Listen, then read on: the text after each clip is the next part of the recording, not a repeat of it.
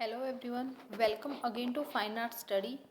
आज की इस वीडियो में हम केवीएस टीजीटी आर्ट एजुकेशन का जो फर्स्ट पेपर है वो सॉल्व करेंगे, जिसमें हमारा जो इंग्लिश, हिंदी, रीजनिंग और जीके जीएस और कंप्यूटर के 80 क्वेश्चंस है, तो वो आज की इस वीडियो में हम सोल्व करेंगे। ठीक है।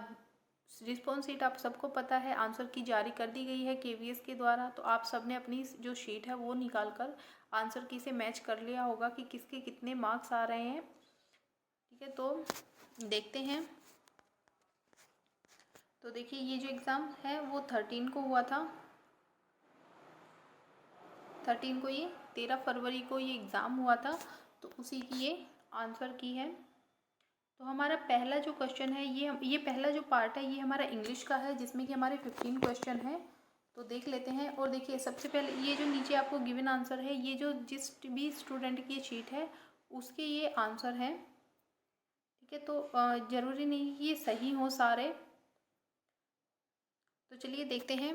पहला क्वेश्चन है कि rearrange the part in correct order to make meaningful sentence. ये जो आपको एक सेंटेंस दिया गया है उसको 4 पार्ट में डिवाइड कर दिया गया है, तो इनका हमें ऑर्डर बताना है। ठीक है, इनका सही क्रम बताना है। तो सबसे पहले तो देखिए, बहुत इजी है ये कि इन अ कंट्री लाइक इंडिया। ठीक है, उसके बाद हमारा जो सेकंड है, सबसे पहले पे ये आ जाएगा 1 नंबर पे, ग्रोथ एंड इक्विटेबल डिस्ट्रीब्यूशन। ये हमारा 2 पे आ जाएगा, शुड गो टुगेदर। ठीक है, तो 3 सी, डी और बी और ए, तो हमारा जो थर्ड है वो हमारा राइट आंसर हो जाएगा। उसके बाद नेक्स्ट है, इसको भी सेम रीअरेंज करना है। तो इसको देख लेते हैं। And related issue on poverty has done credible work well known economist Amartya Sen. तो इसको भी हमें रीअरेंज करना है। तो सबसे पहले देखिए कौन सा हो सकता है। तो well known economist Amartya Sen has done credibly work on poverty and related issues. ठीक है, तो ये इसका जो है राइट आंसर हो जाएगा, यानी कि डी, सी, बी और 4, ये ए। ठीक है, तो ये इसका जो है राइट आंसर हो जाएगा, यानी कि 3 नंबर ही, डी, सी, बी, ए, ये हमारा इसका राइट आंसर हो जाएगा। उसके बाद नेक्स्ट है, तो ये क्वेश्चन है हमारा थर्ड क्वेश्चन है इंग्लिश का। तो इसे हमें चेंज करना है, ये active voice to passive voice. The milkman hit the dog with a stick. तो इसे हमें पैसिव वॉइस में चेंज करना है।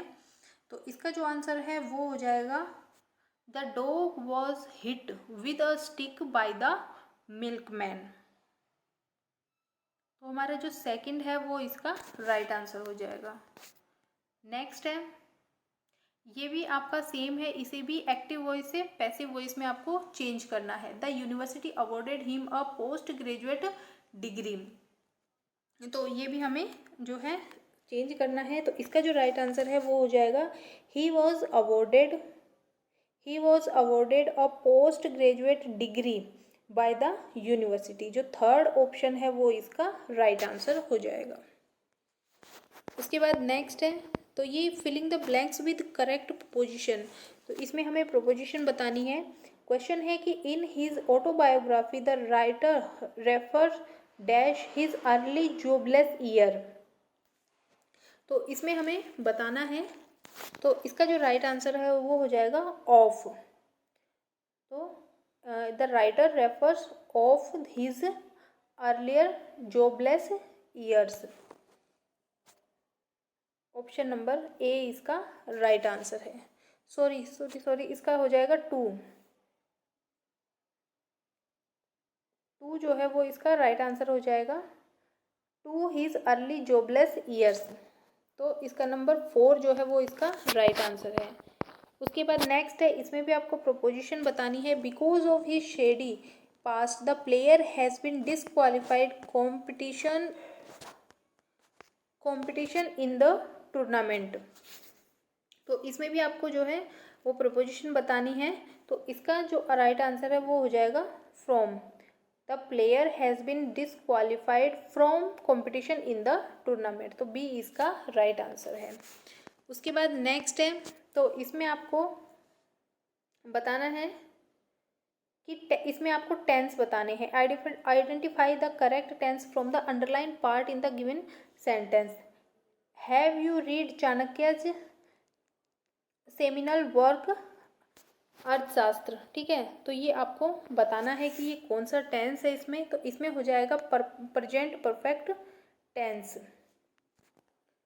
उसके बाद नेक्स्ट ऑप्शन नंबर 3 इसका राइट है। उसके बाद नेक्स्ट है, इसमें भी आपका टेंस पूछा गया है। ठीक है, in a few month time I shall have paid off all my debts. तो इसमें हमें बताना है कि कौन सा टेंस है। तो इसका जो है वो हो जाएगा future perfect tense. Option number B इसका राइट हो जाएगा। नेक्स्ट क्वेश्चन है हमारा 9। इसमें आपको एरर बताना है। Identify the part which contains an error in the given sentence. तो कौन से पार्ट में हमें जो है एरर है वो बताना है। The teacher asked me where had I kept my bag of books.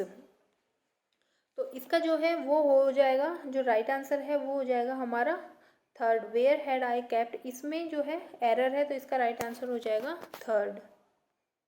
उसके बाद नेक्स्ट है, इसमें भी आपको सेम एरर बताना है। The entire family has migrated to Africa isn't it. तो इसका जो राइट आंसर है वो हो जाएगा ऑप्शन नंबर 4, इजंट इट। ये आपका एरर हो जाएगा। नेक्स्ट है कि इसमें बताना है आपको choose the word nearest meaning in the given word. तो ये जो वर्ड दिया गया है इसमें आपको जो नियरेस्ट मीनिंग है वो बताना है। पाल्पेबल, ये एक आपका वर्ड है पाल्पेबल। इसका जो अर्थ होता है वो होता है आपका स्पर्शनीय। ठीक है, स्पर्शनीय, जिसको टच किया जा सके, तो वो आपका वर्ड है, वर्ड मीनिंग है। तो इसका हमें नियरेस्ट मीनिंग बताना है, एक तरह से सिनोनिम बताना है। तो सबसे पहले है वेग्यू। तो इसका अर्थ होता है अस्पष्ट। ये भी आप लिख लीजिए, अस्पष्ट। एक सेकेंड, अस्पष्ट हो जाएगा। ब्राइट का आप सबको पता है चमकदार। उसके बाद ओपेक, और ओपेक का मतलब होता है, इसका मतलब भी होता है अस्पष्ट और क्लियर। तो इसका जो राइट आंसर है वो हो जाएगा स्पर्शनीय का जो नियरेस्ट मीनिंग है वो हो जाएगा क्लियर। तो ऑप्शन नंबर 4 जो है वो इसका राइट आंसर हो जाएगा, ऑप्शन नंबर 4। उसके बाद नेक्स्ट क्वेश्चन है हमारा 192 या फिर 12 नंबर का जो क्वेश्चन है, ऑब्ड्यूरेंट। ऑब्ड्यूरेंट वर्ड मीनिंग है, एक वर्ड है। तो इसका भी हमें नियरेस्ट मीनिंग बताना है। ऑब्ड्यूरेंट का मतलब होता है हठी, जो जिद्दी होता है ना, जिद्दी इसका जो अर्थ होता है। उसके बाद है एंग्री। एंग्री आप सबको पता है गुस्सा। अनब्रेकेबल, जिसे तोड़ा ना जा सके। और स्टबर्न का मतलब स्टबर्न इसका राइट आंसर हो जाएगा, यानी कि हठी। ठीक है, हठी, जिद्दी। और स्मूथ का भी आपको पता है चिकना। ठीक है, तो ये सब मीनिंग है। तो इसका जो राइट आंसर है वो हो जाएगा 3rd। उसके बाद नेक्स्ट है हमारा चूज द अपोजिट वर्ड। इसमें हमें जो हमारा 13 है उसमें हमें अपोजिट बताना है। तो आर्कने एक वर्ड है, इसका मतलब होता है भेद, भेद, सीक्रेट, रहस्य। ठीक है, ये इसका मीनिंग होता है। तो सीक्रेट ये तो सिनोनिम हो गया। ओपन, ट्रांसपेरेंट और अवेसिव। तो इसका जो राइट आंसर है वो हो जाएगा ओपन। जो सेकंड नंबर है वो हमारा राइट आंसर हो जाएगा। अवेसिव का जो मीनिंग है वो होता है आपका कपटपूर्ण, कपटपूर्ण। ठीक है, तो इसका जो हमारा राइट आंसर है वो हो जाएगा नंबर 2, खुला हुआ। उसके बाद नेक्स्ट है ब्लर्ड। ये भी आपको अपोजिट ही बताना है। तो ऑप्टिमिस्टिक, ब्लर्ड का तो आपको पता ही है धुंधला। ऑप्टिमिस्ट का अर्थ होता है आशावादी। ये वर्ड बहुत बार आया है एग्जाम में। उसके बाद शाइनिंग का आपको पता है चमकदार। डिस्टिनी का मतलब होता है अलग, और ग्रीश का मतलब होता है भूरा। तो इसका हमें अपोजिट बताना है, तो वो हो जाएगा आपका शाइनी, ब्लड और इसका शाइनी, और ऑप्शन नंबर सेकंड जो है वो इसका राइट आंसर हो जाएगा। उसके बाद एक क्वेश्चन है, identify the part of speech of the underline word. इसमें हमें जो वर्ड है राइट उसका पार्ट ऑफ स्पीच बताना है कि ये क्या है। तो हमारा सेंटेंस है कि to get adequate food and housing is our constitutional right. तो ये हमें बताना है कि नाउन है, वर्ब है, एडजेक्टिव है या एडवर्ब है। तो ये हमारा एक नाउन है। ऑप्शन नंबर 1 इसका राइट आंसर हो जाएगा। तो ये थे हमारे 15 क्वेश्चन इंग्लिश के। अब इसके बाद एक आपकी आ जाती है हिंदी। तो ये आप यहाँ पर पैराग्राफ दिया गया है, आप इसे पढ़ लीजिएगा। तो इसका हमारा पैराग्राफ से ही फर्स्ट क्वेश्चन ये है। पैराग्राफ आने का सबसे अच्छा फ़ायदा है, चाहे वो इंग्लिश में हो चाहे हिंदी में हो, कि हमारे जो 4-5 जितने भी क्वेश्चन आते हैं वो हमारे पक्के हो जाते हैं कि वो तो सब पढ़कर कर ही देंगे। ठीक है, तो ये जितने भी 4-5 क्वेश्चन हैं ये तो सबके ही राइट हुए होंगे। तो हमारा पहला क्वेश्चन है कि निम्नलिखित में से कबीर का विचार नहीं था परोपकार सबसे बड़ा धर्म, कोई रास्ते में कांटे बोए तो उसे भी तो भी हमें उसके रास्ते में फूल बरसाने चाहिए, जो बुराई करता है उसे माफ़ नहीं करना चाहिए, या फिर लोगों के साथ हमें भलाई ही करनी चाहिए। तो इनमें जो कबीर का विचार नहीं था, तो ये हमें जो है वो बताना है। तो जो बुराई करता है उसे माफ़ नहीं करना चाहिए, ये इसका राइट आंसर हो जाएगा। ये नहीं था, बल्कि कबीर का कहना था कि जो कोई भी बुराई करता है उसके साथ भी हमें भलाई ही करनी चाहिए। उसके बाद नेक्स्ट है हमारा, कबीर मानते थे कि जो हमारा अहित कर रहा है उसके साथ हमें भलाई करनी चाहिए। क्योंकि जो कबीर हैं वो परोपकार को अपना सबसे बड़ा धर्म मानते थे। ऑप्शन नंबर ए इसका राइट आंसर हो जाएगा। नेक्स्ट है, निम्नलिखित में से सही कथन नहीं है।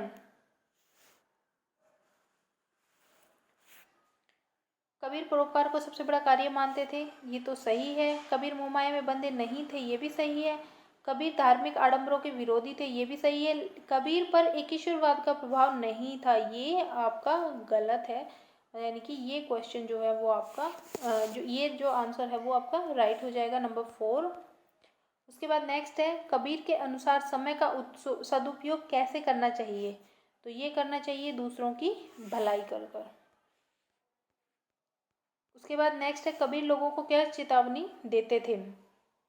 तो ये देते थे कि हमें संसार में कुछ ही समय रहना है। ऑप्शन नंबर 3 इसका राइट आंसर हो जाएगा। उसके बाद नेक्स्ट आ जाता है, ये आपके जो ग्रामर है वो स्टार्ट हो गई है। निम्नलिखित में से व्यक्तिवाचक संज्ञा शब्द नहीं है। तो इनमें से व्यक्तिवाचक संज्ञा शब्द नीम, आम, पेड़ और कोयल। तो जो इसमें पेड़ है वो व्यक्तिवाचक संज्ञा शब्द नहीं है। तो 3 नंबर जो है पेड़ वो आपका राइट आंसर हो जाएगा। उसके बाद एक आपको अपोजिट विलोम शब्द पूछा है, अधुनातन। तो अधुनातन का जो विलोम है वो आपका हो जाएगा पुरातन। ऑप्शन नंबर 4 इसका राइट आंसर है।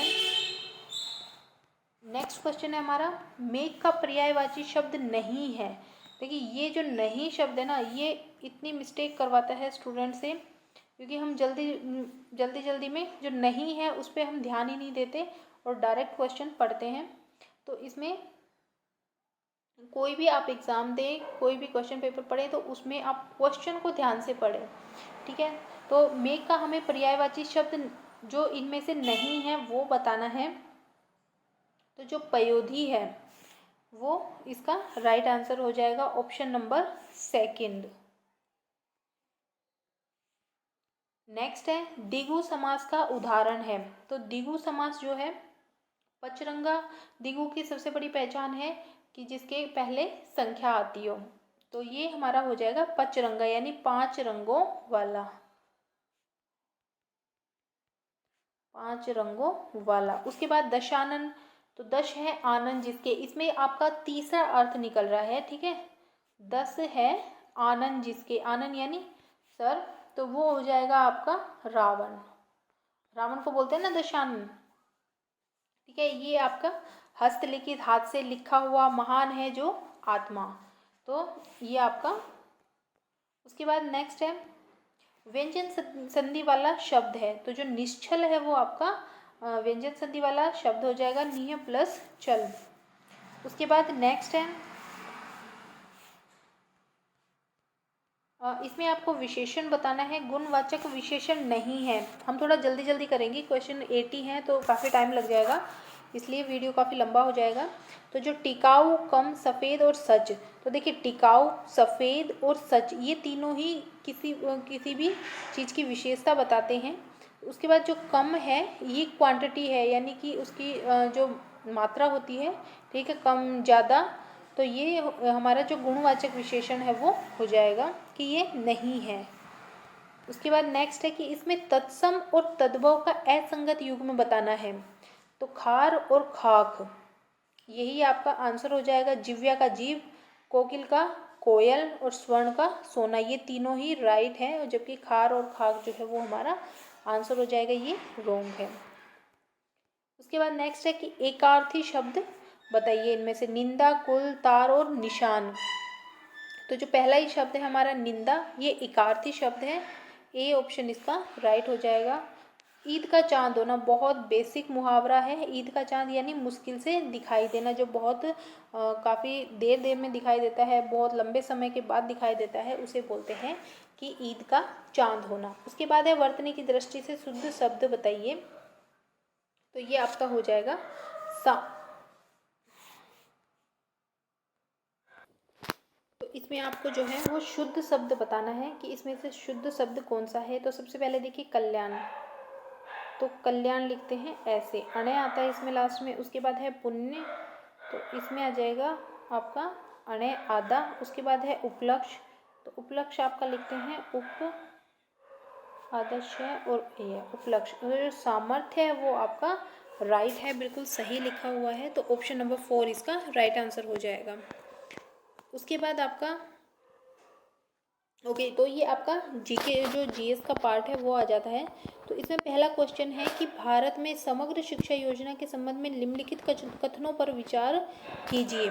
तो इसका जो पहला है वो है हो जाएगा कि यह स्कूल शिक्षा के लिए एक समेकित योजना है और इसे पूर्व विद्यालय से लेकर कक्षा 10th तक का क्षेत्र शामिल है। यह स्कूल शिक्षा को सातत्य मानती है। इस योजना के अंतर्गत आरंभिक बाल्यावस्था देखभाल और शिक्षा के लिए सहायता देने हेतु पारस्परिक क्रिया का प्रस्ताव किया गया है। तो इसमें से आपको सही जो उत्तर है वो बताना है कि तीनों में से कौन सा ऑप्शन जो है वो सही है। तो इसका जो है वो ऑप्शन नंबर बी और सी इसका राइट आंसर हो जाएगा, यानी कि ऑप्शन नंबर 3, ऑप्शन नंबर 3 जो है वो इसका राइट आंसर हो जाएगा, ये और ये, तो ये इसका राइट आंसर हो जाएगा ऑप्शन नंबर 3। उसके बाद नेक्स्ट है कोविड-19 महामारी की चुनौतियों से निपटने हेतु आर्थिक नीतियां बनाने के लिए भारत सरकार द्वारा अपनाई गई एजाइल दृष्टिकोण के साथ बारबेल नीति की कितने उच्च आवर्ती संकेतक HFI के साथ काम करती है। तो इसका आंसर हो जाएगा 80। उसके बाद नेक्स्ट है थर्ड है हमारा कि भारत का संविधान समानता के अधिकार की गारंटी कई प्रावधानों के रूप में करता है, जिसमें से एक है उपाधियों का अंत। भारत के संविधान द्वारा उपाधियों का अंत किए जाने के बावजूद राज्य सैन्य और शैक्षणिक सम्मान प्रदान कर सकता है। तो इसमें से आपको बताना है कि सही कौन सा है, या तो दोनों ही कथन सही है या दोनों ही गलत है। तो इसमें जो है हमारा दोनों ही बिल्कुल सही है, यानी कि ऑप्शन नंबर 3 इसका राइट आंसर हो जाएगा। उसके बाद नेक्स्ट है विश्व में पहली सफल वैक्सीन किसने विकसित की थी और ये किस रोग के लिए थी। तो बहुत ही बेसिक क्वेश्चन है कि एडवर्ड जेनर ने की थी, जो कि चेचक जो रोग था उसके लिए ये की गई थी। ऑप्शन नंबर बी हमारा राइट आंसर हो जाएगा। नेक्स्ट है अंटार्कटिका के संबंध में निम्नलिखित कथनों पर विचार कीजिए। अंटार्कटिका महाद्वीपीय क्षेत्र समस्त स्थलीय बर्फ के 90% का प्रतिनिधित्व करता है। अंटार्कटिक पर एक उच्च उत्पादक समुद्री परिप्रणाली है। अंटार्कटिक समुद्री परिप्रणाली में कोई समुद्री स्तनधारी नहीं होते। इनमें से आपको सही बताना है कि सही कौन कौन से हैं। तो इसका जो हमारा सेकंड नंबर है वो सही हो जाएगा, क्योंकि इसका एक भी सही है और जो बी है वो भी सही है। ये हमारा गलत है, तो ऑप्शन नंबर बी इसका राइट आंसर है। उसके बाद नेक्स्ट है यूएसएसआर के विघटन के बाद विश्व बैंक और अंतर्राष्ट्रीय मुद्रा कोष के प्रभाव के अंतर्गत पूर्वी यूरोपीय देशों द्वारा पूंजीवादी अर्थव्यवस्था की ओर जाने हेतु अपनाए गए पारगमन मॉडल को किस नाम से जाना जाता है? तो ये जाना जाता है आपका shock therapy. Option number B इसका राइट है। उसके बाद नेक्स्ट है द फॉरेस्ट ऑफ अनचॉयमेंट्स निम्नलिखित में से किस महाकाव्य की नारीवादी नई प्रस्तुति है? तो देखिए इसका जो मोस्टली स्टूडेंट है ना वो अभिज्ञान शाकुंतलम लगा के आए होंगे, क्योंकि फॉरेस्ट का इसमें जो नाम आ रहा है, ठीक है, और हमने कहीं पढ़ा हुआ होगा कि जो इसमें जो सावित्री देवी थी ऐसा कुछ था। तो लेकिन इसका जो राइट आंसर है वो हो जाएगा रामायण इसका राइट आंसर है। उसके बाद नेक्स्ट है स्क्रिप्स नेशनल स्पेलिंग बी के संबंध में निम्नलिखित कथनों पर विचार कीजिए। इसे 1925 में यूएस में आयोजित किया जा रहा है। 1925 से यूएस में आयोजित किया जा रहा है। यह एक नॉट फॉर प्रॉफिट पहल है। स्पेलिंग बी के लिए ऑक्सफोर्ड शब्दावली एक आधिकारिक शब्दावली है। तो इसका जो राइट आंसर है वो हो जाएगा आपका ऑप्शन नंबर ए, और ऑप्शन नंबर बी इसका राइट आंसर है। ठीक है, ए और बी यानी कि थर्ड आपका राइट है। तो देखिए इसमें ये देख लीजिए कि आप ये होता क्या है। तो बेसिकली ये जो है इसका पहले जो नाम है ये एक स्पेलिंग कंपटीशन होता है। तो ये इसका जो पहले नाम है वो था Scripps Harvard National Spelling Bee, ठीक है, लेकिन फिर बाद में इसे स्क्रिप्स नेशनल स्पेलिंग बी कर दिया गया। और इसे जो है एक कंपनी है आपकी EW स्क्रिप्स कंपनी, तो उसके द्वारा ये आयोजित किया जाता है। वॉशिंगटन DC में ये आयोजित किया जाता है और 1925 से ये स्टार्ट किया गया था। और 2022 में अगर इसकी विजेता पूछा जाए तो 2022 में इसकी जो विजेता है वो अमेरिका की एक हरिणी लड़की हैं 13 साल की। तो उन्होंने जो है 26 में से 22 या 23 शायद कुछ स्पेलिंग का जवाब देकर वो इन्होंने फर्स्ट जो पोजीशन है वो प्राप्त की थी। उसके बाद नेक्स्ट क्वेश्चन है निम्नलिखित में से किस देश में अध्यक्षीय या फिर राष्ट्रपति शासन प्रणाली है? तो आपका जो इंडोनेशिया है उसमें जो राष्ट्रपति शासन प्रणाली वो है। ऑप्शन नंबर 1 इसका राइट आंसर है। उसके बाद नेक्स्ट है भारत की परमाणु नीति के संबंध में निम्नलिखित कथनों पर विचार कीजिए। भारत ने आज की तारीख तक नो फर्स्ट यूज की नीति अपनाई हुई है। भारत की परमाणु नीति न्यूनतम विश्वास योग्य निवारण की नीति पर आधारित नहीं है। इसमें से आपको सही उत्तर का चयन करना है। तो इसमें आपका ए सही है और बी गलत है। ऑप्शन नंबर ए इसका राइट हो जाएगा, ये आपका सही है और ये गलत है। नेक्स्ट क्वेश्चन है कुछ कलाकारों के नाम यहाँ पर दिए गए हैं और उनकी क्लासिकल शैली दी गई है। तो आपको मैच करना है कि ये सही है या नहीं है। सबसे पहले राजा रेड्डी, तो ये कुचिपुड़ी। देखिए मोस्टली जो रेड्डी लगा हुआ है वो कुचिपुड़ी से ही संबंधित है। कुचिपुड़ी की हम बात करें तो ये आंध्र प्रदेश से संबंधित है। आंध्र प्रदेश का क्लासिकल डांस है। कथक सितारा देवी बिल्कुल सही है। कथक की जो है वो यूपी से का क्लासिकल डांस है। उसके बाद लीला सैमसन ये भरतनाट्यम की है। भरतनाट्यम हमें पता है ये तमिलनाडु में है, तमिलनाडु का है, ठीक है। और मोहिनी अट्टम जो है वो केरल का है। लेकिन जो सी वी चंद्रशेखर हैं ये भरतनाट्यम के कलाकार हैं, ना कि मोहिनीअट्टम के। ठीक है, तो ऑप्शन नंबर ए इसका राइट आंसर हो जाएगा, यानी कि ये मैच सही नहीं है। Option number A. Mohiniyattam Kerala का है, भरतनाट्यम तमिलनाडु, कथक यूपी का और कुचिपुड़ी आंध्र प्रदेश का, और सी वी चंद्रशेखर जो है वो भरतनाट्यम के कलाकार हैं। नेक्स्ट है हमारा, निम्नलिखित में से किसी कठपुतली के खेल के क्षेत्र में आज़ादी का अमृत महोत्सव के अंतर्गत एक बार ये संगीत नाटक अकादमी अमृत पुरस्कार प्रदान किया गया, तो ये हो जाएगा वीरास्वामी श्रीनिवासन को। उसके बाद नेक्स्ट है, रैंडम एक्सेस मेमोरी के बारे में कौन सा कथन सही है? यह एक नॉन वोलेटाइल मेमोरी है, यह एक रीड ओनली मेमोरी है, यह इंस्ट्रक्शन के निष्पादन के दौरान डाटा और इंस्ट्रक्शन को स्टोर करती है, और रैम में स्टोरेज स्थायी प्रवृत्ति की होती है। तो ये देखिए,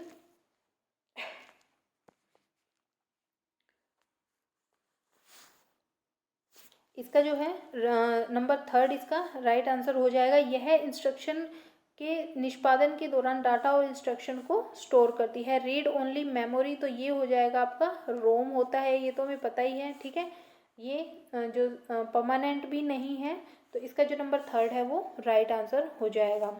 अच्छा, एक क्वेश्चन और, ये जो गया है कि आज़ादी का अमृत महोत्सव, तो आज़ादी के अमृत महोत्सव की हम बात करें तो ये जो है वो 12 मार्च 2021 से ये स्टार्ट होता है। ठीक है, और जो 15 अगस्त 2023 तक ये चलेगा, और आज़ादी के 75 साल पूरे होने के उपलक्ष्य में इसे जो है मनाया जा रहा है। और इसकी जो शुरुआत है, ये स्टार्ट जो है वो गुजरात से हुआ था, गुजरात के साबरमती से। ठीक है, तो ये बातें आप याद रखिएगा। उसके बाद नेक्स्ट है, निम्नलिखित में से कौन सा देश 2022 में बॉम्बे साइक्लोन से प्रभावित हुए थे? तो जो यूएसए और जो कनाडा है वो बॉम्ब साइक्लोन से प्रभावित हुए थे। ऑप्शन नंबर 3 इसका राइट आंसर हो जाएगा। उसके बाद नेक्स्ट क्वेश्चन है कि क्लाइमेट चेंज परफॉर्मेंस इंडेक्स 2023 के बारे में निम्नलिखित में से कौन सा कथन सही है? सही बताना है आपको। G20 देशों में से भारत, यूनाइटेड किंगडम और जर्मनी CCPI 2023 में उच्च कार्य निष्पादन वाले देश हैं। G20 देशों में से कनाडा, रूस, दक्षिण कोरिया सबसे खराब कार्य निष्पादन वाले देश हैं। पूर्ववर्ती वर्षों की तरह ही सऊदी अरब G20 देशों में सर्वश्रेष्ठ कार्य निष्पादन वाला देश रहा है। इसमें से सही आपको बताना है, तो आपका A और B आपका सही हो जाएगा, यानी ऑप्शन नंबर A इसका सही आंसर हो जाएगा। ऑप्शन नंबर A और B इसका राइट है।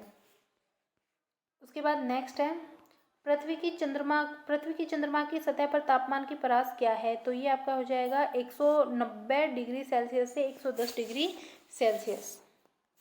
नेक्स्ट क्वेश्चन है हमारा, ध्वनि की प्रबलता होती है। तो ध्वनि की प्रबलता जो है वो ध्वनि उत्पन्न करने वाले कंपन के आयाम के वर्ग के समानुपाती होती है। ऑप्शन नंबर 1 इसका राइट आंसर हो जाएगा। उसके बाद नेक्स्ट क्वेश्चन देखते हैं, भारत की एक सर्वाधिक उत्कृष्ट जूडो खिलाड़ियों में से एक सुशीला देवी के संबंध में निम्नलिखित कथनों पर विचार कीजिए। तो सबसे पहले इन्होंने जो है 2021 में अर्जुन पुरस्कार इन्हें मिला था, तो ये गलत है। उसके बाद नेक्स्ट है हमारा, राष्ट्रमंडल में जूडो चैंपियनशिप 2019 की स्वर्ण पदक विजेता है, बिल्कुल सही है। राष्ट्रमंडल जूडो चैंपियनशिप 2000 की स्वर्ण पदक विजेता है, ये भी बिल्कुल सही है। 2014 में जो ग्लासगो में राष्ट्रमंडल खेल हुए थे उसमें इन्होंने सिल्वर मेडल जीता था, और मणिपुर से इन्होंने ट्रेनिंग की है। मैरी कॉम को ये अपना जो आदर्श है वो मानती है। और जो बी और सी ऑप्शन है वो इसका राइट आंसर हो जाएगा। बी और सी यानी कि ऑप्शन नंबर 2 जो है वो हमारा राइट है। उसके बाद नेक्स्ट है, भारत में आयोजित साड़ी उत्सव विरासत के संबंध में निम्नलिखित कथनों पर विचार कीजिए, इनमें से कौन सा कथन सही है। इस उत्सव का आयोजन वस्त्र मंत्रालय द्वारा किया जा रहा है, बिल्कुल सही बात है। अगर साड़ी की बात है तो ये वस्त्र जो मंत्रालय है वही करेगा। विरासत के पहले चरण का आयोजन 16 दिसंबर 2022 से 30 दिसंबर 2022 तक किया जा रहा है, ये भी बिल्कुल सही है। दूसरे चरण का आयोजन 16 जनवरी 2023 से 30 जनवरी 2023 तक किया जा रहा है, बिल्कुल गलत बात है, क्योंकि इसका जो सेकंड जो चरण है, जो सेकंड इसका स्टेप है वो 3 जनवरी से और 17 जनवरी तक, ठीक है, 17 जनवरी तक ये किया गया था। और जो वित्त मंत्री हैं निर्मला सीतारमन, उनके द्वारा इसका जो इनॉग्रेशन है, उद्घाटन है, वो किया गया। तो ऑप्शन नंबर ए और बी इसका राइट आंसर हो जाएगा, यानी कि ऑप्शन नंबर सेकंड।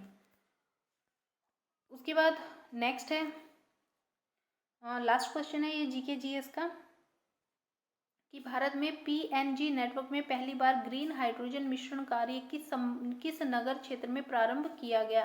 तो ये किया गया कावास सूरत में, ऑप्शन नंबर सेकंड, कावास सूरत में ये किया गया स्टार्ट। उसके बाद आ जाते हैं हमारे